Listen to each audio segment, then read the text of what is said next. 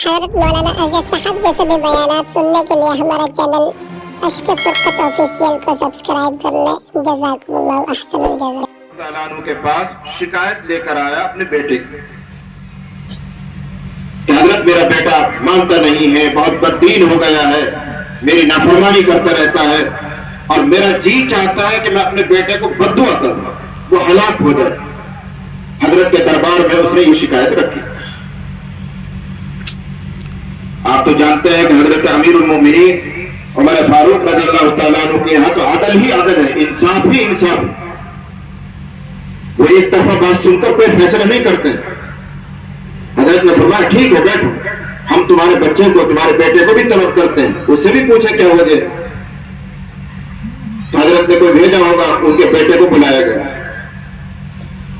حاضر خدمت ہو گیا. حضرت نے فرمایا تم ان کو پہچانتے ہو؟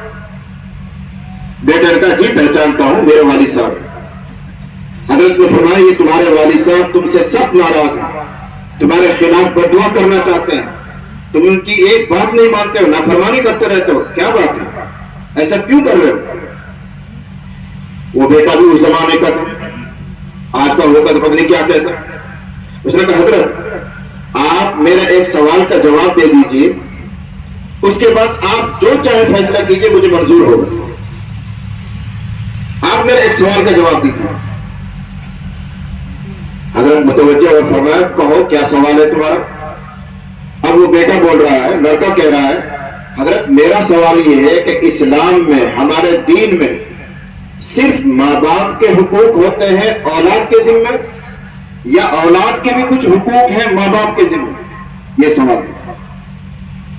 تو حضرت عمر فاروق رضی اللہ تعالیٰ عنہ فرمایا نہیں، جہاں بھی حقوق ہیں وہ دونوں طرف سے ہوتے ہیں.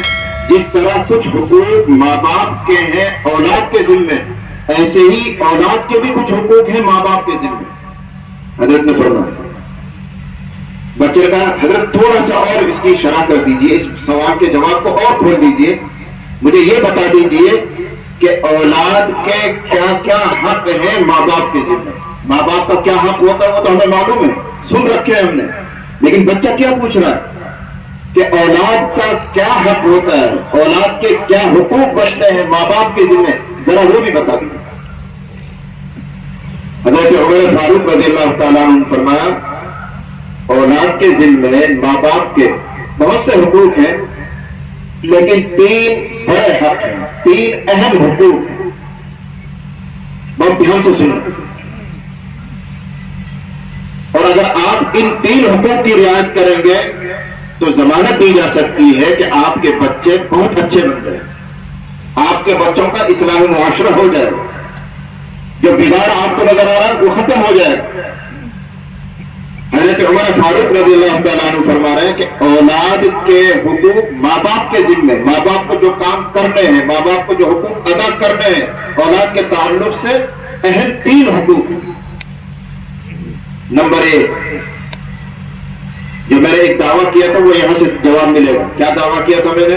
کہ اولاد کی تربیت کا باب شروع ہوتا ہے جب اولاد پیدا بھی نہیں ہوتی، اس سے پہلے سے. اس کا جواب آ رہا ہے. حضرت نے فرمایا اولاد کا پہلا حق یہ ہے، اولاد کا پہلا حق ماں باپ کے ذمہ یہ ہے کہ جس عورت کو اپنی ہونے والی اولاد کے لیے ماں بنانا چاہ رہا ہے وہ عورت نیک اور دیندار ہونی چاہیے. یعنی کہ اولاد پیدا نہیں ہوئی ہے، نکاح کرنا ہے، شادی کرنی ہے. جس عورت کو تم اپنی بیوی بنا رہے ہو اور آئندہ ہونے والے بچوں کی ماں بنانے چاہ رہے ہو، حضرت عمر فاروق فرما رہے ہیں وہ نیک اور دیندار ہونی چاہیے. یہ ہونے والی اولاد کا پہلا حق. اس لیے کہ جیسی کان ہوگی، میواتی میں جس کو کھان کہتے ہیں، جیسی کھان ہوگی ویسا مال نکل کر آئے گا. اگر عورت دیندار نہیں ہے، بے حیا ہے، نماز روزے کی پابند نہیں ہے، تو کیا اس سے کتب اور ابدال پیدا ہوں گے؟ کیا اس سے امام غزالی پیدا ہوں گے؟ کیا جنید بغدادی پیدا ہوں گے؟ اگر وہ کھان ہی خراب ہے تو مال بھی تو خراب ہی آئے گا. حضرت عمر فاروق یہ سمجھانا چاہتے ہیں کہ جس عورت سے تم نکاح کرنا چاہ رہے ہو، جس کو اپنی بیوی بنانے چاہ رہے ہو، وہ عورت دیندار ہونی چاہیے، ہونے والے بچوں کی وہ ماں ہے اور دیندار ماں ہے، لیکن ہم اس پہلے نمبر پر ہی ٹھوکر کھاتے ہیں اور زبردست ٹھوکر کھاتے ہیں۔ ہم میں سے اتنے بڑے مجمع میں کوئی یہ نہیں کہہ سکتا کہ صاحب میں نے اپنے لیے یا اپنے بیٹوں کے لیے جس عورت کا انتخاب کیا تھا وہ صرف دین کی نسبت پر کیا تھا، میں نے حسن کو بھی نہیں دیکھا، میں نے مال کو بھی نہیں دیکھا، میں نے حسب اور نسب کو بھی نہیں دیکھا، میں نے صرف دین کی نسبت پر اپنے لیے یا اپنے بیٹے کے لیے عورت منتخب کی، کوئی نہیں کہے۔ یہاں ہم نے ٹھوکر کھائی، ہم سب مال کے حریص ہیں، پیسے کے لیے، روپے کے لیے، جہیز کے لیے ڈھونڈ لائیں گے کیسی بھی لڑکی گھر میں آ جائے، لیکن پیسہ آ جائے، گاڑی مل جائے، نقدی مل جائے، بڑی شادی ہو جائے، ناک بن جائے، اس کام کو ہم لوگ انجام دیتے ہیں اور پہلے ہی سیڑھی پر ٹھوکر کھا کے گر جاتے ہیں۔ اب جب اولاد پیدا ہوگی تو وہ کیسی پیدا ہوگی؟ ایسی ہی پیدا ہوگی جیسے تمہارے گھروں میں، جس سے تم پریشان ہو۔ حضرت نبی کریم صلی اللہ علیہ وسلم نے ارشاد فرمایا تنکح المرأة بأربع، کسی عورت سے نکاح کیا جاتا ہے 4 باتوں کی وجہ سے، لحسبها ولمالها ولجمالها ولدینها، مختلف الفاظ میں یہ حدیث مشہور ہے۔ نبی کریم صلی اللہ علیہ وسلم ارشاد فرما رہے ہیں کسی عورت سے نکاح کیا جاتا ہے، عام طور سے لوگ جن باتوں کو سامنے رکھتے ہیں وہ 4 ہیں۔ نمبر 1 حسب، جس کو ہم کہہ سکتے ہیں کس خاندان کی ہے، بڑے گھرانے کی ہے، ایسی عورت کا انتخاب کرتے ہیں تاکہ اس خاندان سے جب ہمارا رشتہ جڑے گا تو ہماری نسبت بھی اونچی ہو جائے گی۔ ایم ایل اے صاحب کی چھوڑی گھر میں ہے تو ہمیں بھی تو کچھ فخر ملے گا، ہمیں بھی تو کچھ طاقت بنے گی، آنے وقت میں یہ رشتہ اور تعلقات کام آئیں گے۔ تو بڑے گھرانوں میں لوگ اپنا رشتہ جوڑنا چاہتے ہیں۔ نمبر 2 ولی مالیہا، یا لوگ عورتوں سے نکاح کرتے ہیں، ایسی لڑکی کو اپنے گھر میں لے کر آتے ہیں جس کی وجہ سے مال گھر میں آئے گا۔ ہم اور آپ خصوصاً علاقۂ میوات کے مسلمان اس مرض میں مبتلا ہیں کہ کسی بچی کا انتخاب صرف مال کی نسبت پر کرتے ہیں۔ اور مجھے کہنے دیجیے، معاف کیجیے، حضرات علماء کرام موجود ہیں، ان سے بھی میں معافی مانگتا ہوں کہ شادی اور بیاہ کے تعلق سے جو خرافات، جو بدعنوانیاں عام ہو گئی ہیں، وہ اتنی عام ہو گئی ہے کہ لوگوں کے ذہنوں میں سے ان کی برائیاں بھی نکل گئی۔ جہیز، جس کو ہم کہتے ہیں جہیز، خوب کہا جاتا ہے، خوب سنا جاتا ہے، لیکن چھوڑنے کے لیے ہم تیار نہیں۔ یاد رکھنا، جہیز لینا اور جہیز دینا، بڑا مجمع میں کہہ رہا ہوں، سب کی موجودگی میں کہہ رہا ہوں، جہیز کا دینا اور جہیز کا لینا دونوں ناجائز اور حرام، کوئی گنجائش، لیکن کوئی نہیں مانتا۔ کوئی نیا مسئلہ تھوڑی سنا ہے میں نے، آپ کو سب کو معلوم ہے، علماء ممبروں سے کہتے ہیں خوب، لیکن کوئی نہیں مانتا۔ جب معلوم ہے کہ حرام ہے تو ایمان کا تقاضا یہ ہے کہ اس طرف ہماری آنکھ بھی نہیں اٹھنی چاہیے، لیکن نہیں، کوئی پیچھے ہٹنے کے لیے تیار نہیں، کوئی چھوڑنے کے لیے تیار نہیں۔ قربانی دیں گے تو آپ کا مقدر کا جو ہے وہ آپ کے پاس آئے گا۔ ابھی حضرت مولانا خالی صاحب فرما رہے تھے کہ اصل جو چیز ہے میراث، وہ ہمیں دینی چاہیے، وہ ایک فرض ہے، لیکن ہم کوئی نہیں ادا کرتے۔ پوری میوات میں ایک طرف سے ساری امت میں سارے مسلمانوں نے اس فرض کو چھوڑ رکھا ہے، میراث ادا نہیں کرتے، حالانکہ وہ فرض ہے۔ جیسے نماز فرض ہے، روزہ فرض ہے، زکوٰۃ فرض ہے، مالداروں پر حج فرض ہے، ایسے ہی بچی کا حصہ دینا، میراث دینا، یہ بھی فرض ہے۔ لیکن ہے ایک طرف سے سارے میوات والے بھولے ہوئے اور اس کے بجائے یہ گناہ کا کام کرتے ہیں۔ جہیز لیں گے، جہیز وصول کریں گے، باقاعدہ طے کریں گے، یاد رکھ لینا ہمارا کام تو صرف پہنچا دینا ہے، ماننا نہ ماننا آپ کا کام۔ یہ سراسر ناجائز ہے، کوئی بھی کرے، چاہے سفید پوش ہم جیسے علماء کریں، یا دعوت و تبلیغ والے کریں، یا عوام کریں، کوئی بھی کرے، کوئی گناہ اگر ہے تو وہ گناہ ہی رہے گا۔ کرتا ٹوپی پہن کر گناہ کرنے سے وہ گناہ ختم نہیں ہو جاتا، وہ گناہ ہی رہتا، وہ ایک قصور ہے، وہ ایک جرم ہے، کوئی بھی کرے اس کو دلیل نہیں بنایا جا سکتا کہ مدرسے والے کون سے پیچھے ہیں، مول صاحب کون سے پیچھے ہیں، دعوت و تبلیغ والے کون سے پیچھے ہیں۔ سبھی لے رہے ہیں صاحب، سبھی لے رہے ہیں، بے شک لے رہے ہیں، لیکن کسی کے لینے سے وہ جائز نہیں ہو جائے گا. کسی کا عمل ہمارے لیے دلیل نہیں ہے. ہمارے لیے دلیل ہے قرآن اور حدیث، پیغمبر کا عمل، صحابہ کی سیرت. یہ ہمارے لیے عمل، یہ ہمارے لیے دلیل. تو پہلی چیز کیا ہے کہ لوگ عورت کا انتخاب کرتے ہیں حسب کی وجہ سے. نمبر 2 ولی مالہا، مال کی وجہ سے. نمبر 3 ولی جمالہا، خوبصورتی کی وجہ سے. کوئی بات نہیں، خوبصورتی بھی دیکھنی چاہیے، حسب نسب بھی دیکھنا چاہیے، اسلام میں ان کی بھی ایک اہمیت ہے. لیکن پیغمبر صلی اللہ علیہ وسلم نے آخری بات کے لیے ارشاد فرمایا کہ جب تم کسی بچی کا انتخاب کرو اپنے لیے یا کسی بیٹے کے لیے، کسی رشتہ دار کے لیے، تو دین کی نسبت پر منتخب کر کے کامیابی حاصل کر لو. فاظفر بذات الدین، دین والے کو اختیار کر کے کامیابی حاصل کرو. کیا مطلب کامیابی حاصل کرنے؟ ایک دیندار عورت جب تمہارے گھر میں آئے گی تو پورے گھرانے کی اصلاح ہے، وہ پورے گھرانے کا اصلاح معاشرہ ہو جائے گا. اس کی نسل سے جو اولاد آئے گی وہ سب دیندار ہوگی. ہونے والے بچوں کا پہلا مدرسہ، پہلی تربیت کا ماں کی گود ہے. وہ پاکی کو جانتی ہے، وہ اللہ کے حقوق کو پہچانتی ہے، بندوں کے حقوق کو پہچانتی ہے، وہ خدا سے ڈرنے والی ہے. تو اپنے بچوں کی ایسی ہی تربیت کرے. فاظفر بذات الدین، یہ پیغمبر نے ارشاد فرمایا. نیک اور دیندار عورت کو لے کر کامیابی حاصل کیا. ہم تو یہی پھسل جاتے ہیں، یہی ٹھوکر کھا جاتے ہیں، دین کی نسبت پر کوئی رشتہ نہیں کرتا. اور یاد رکھو، اگر آپ حضرات دین کی نسبت پر لڑکیاں لینا شروع کر دیں، مال کو نہ دیکھیں، حسب کو نہ دیکھیں، جمال کو بھی اتنی اہمیت نہ دیں، صرف دین کی نسبت پر آپ بچیاں دینے لگ جائیں، تو اللہ کی قسم آدھی میوات میں دینداری پھیل جائے. آدھے لوگ دیندار ہو جائیں گے. کیوں؟ جب بچیوں کو یہ پتہ چلے گا کہ ہمارے دین کی وجہ سے ہمیں لیا جاتا ہے، لوگ پسند کرتے ہیں، تو وہ دیندار بننے شروع ہو جائیں گے. وہ تقویٰ طہارت والی بننے شروع ہو جائیں گے، وہ پاک سیرت بننے والی ہو جائیں گی، وہ تہجد گزار ہو جائیں گی کہ ہمارا بھاؤ ہماری عبادت سے لگتا ہے، ہمارا انتخاب ہماری نیکی سے ہوتا ہے. جب ان کو پتا ہے کہ ہماری نیکی سے کچھ لینا دینا نہیں، روپے پیسے سے ہوگا جو کچھ ہوگا، اب باپ پچھتا رہتا بیچارہ، کولوں کے بیل کی طرح، اور آپ دن پسینہ بہاتا کماتا ہے، بچیوں کو نکالنا ہے، بچیوں کا ہاتھ پیلے کرنا ہے، اسی غم میں گھلتا رہتا ہے. اگر ہمارا معاشرہ یہ بن جائے کہ ہم لڑکیوں کو دین کی وجہ سے لے رہے ہیں، تو ہماری عورتیں دیندار ہو جائیں گی، ہماری بچیاں دیندار ہو جائیں گی. ماں اور باپ دونوں مل کر اپنی بیٹیوں سے کہیں گے بیٹی کیا کر رہی ہے، پردے میں رہا کر.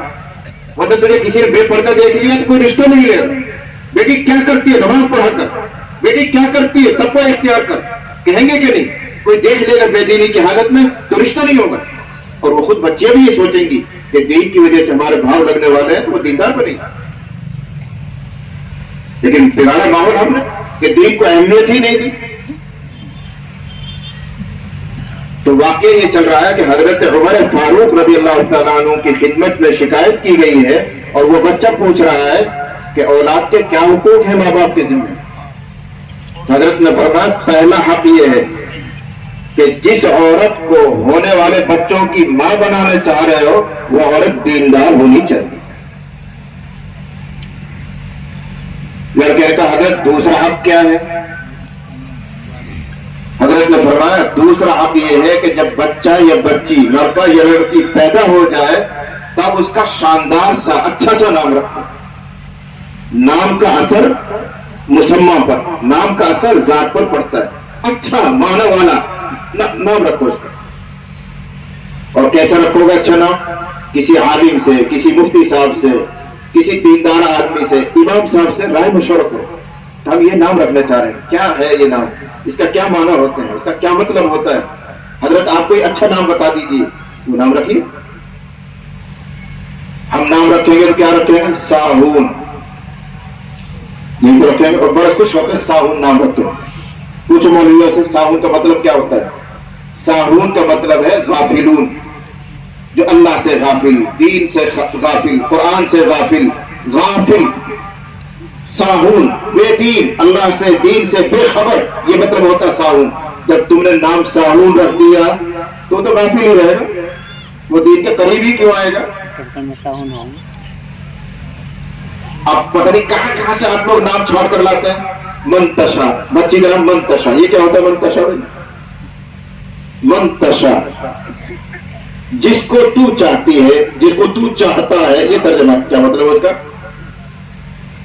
ये कोई मतलब नहीं हो, बस कुरान में आया हुआ है। कुरान में मंतशा कहीं नजर आ गया, मंतशा बढ़िया से लग रहा, मंतशा दर्ज है। तो कुरान में तो कारून भी है, फिरौन भी है, हामान भी है, शैतान भी है, सब रख लोगे। कुरान में बहुत से अल्फाज आए हुए हैं, उसका मतलब क्या होता है, उसका माना क्या होता है, उसका तबीयत पर क्या असर पड़ेगा, ये अहले इल्म बताएंगे, ये उलमा बताएंगे। उनसे रुजू करके फिर अच्छा नाम रखो। और तीसरा हक हजरत ने ये बताया कि जब बच्चा बाशऊर हो जाए, 4 साल का हो गया, 5 साल का हो गया, अब वो समझ बूझ वाला हो गया है, तो उसको कुरान की तालीम दी जाए, उसको कुरान पढ़ाया जाए। ये माँ बाप के जिम्मे औलाद का हक है, औलाद का कर्ज है उसके जिम्मे। जब हजरत ने ये तीनों हक बयान कर दिए तो लड़का बोला कि हजरत मेरे अब्बा से आप पूछिए कि इन 3 हुकूक में से उसने कौन कौन से हक अदा कर दिए। तो हजरत ने फरमाया इससे तो क्या पूछूं, तुम बताओ। लड़के से हजरत ने फरमाया तुम ही बताओ।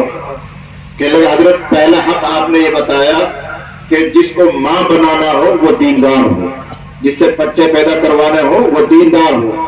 इनसे पूछो कि इस मेरे वालिद ने, मेरे बाप ने जिस औरत को मेरी मां बनाया है वो एक फाहिशा औरत है, एक रंडी और जानिया औरत है, तो उसके पेट से तो मैं ही पैदा होऊंगा, कोई वली थोड़ी पैदा होगा। वो लड़का हजरत को कह रहा है उसके पेट से तो मुझ जैसा ही पैदा होगा। मेरी शिकायत ये क्यों करता है? इसने जिस औरत को छाटा अपने लिए वो एक फाहिशा औरत है, बदनाम जमाना औरत है, और उसको इसने निकाह में लिया है और उससे मैं पैदा हुआ, तो अब ये किस चीज की उम्मीद लगाता है? और हजरत जब मैं पैदा हुआ तो इससे पूछो इसने क्या नाम रखा मेरा। हजरत ने फरमाया तुम ही बताओ क्या नाम रखा तुम्हारा। तो उसने कहा कि इसने एक अरबी का लफ्ज बोला, फिलहाल मेरे जहन में नहीं। उसने कहा कि ये नाम इसने रखा है जिसका माना होता है गोबर का कीड़ा, जिसका माना होता है गोबर का कीड़ा।